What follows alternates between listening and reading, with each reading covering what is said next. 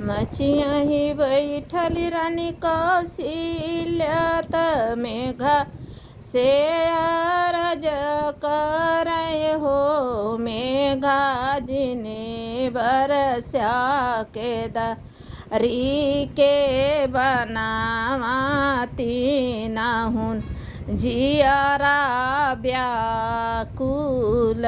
मेघा जिने बरस्या के दरी के बनावाती नाहुन जियारा व्याकुल। रामत भीजन बेल तरलछि मन बाबू रे तारा हो। बहिनी सीता सुंदर विजय लिया शोक तरती नाहुन जियरा व्याकुल हो। बहिनी सीता सुंदर विजय लिया शोक तरती नाहुन जियरा व्याकुल हो। राम कभी जयले पगड़िया तलछि मन में टुक भी जय लछि मन में टुक भी जय हो।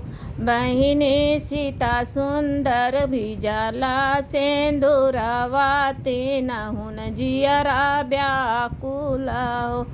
बहिनी सीता सुंदर भिजला सिंदूरवाती नाहुन जियरा व्याकुल हो।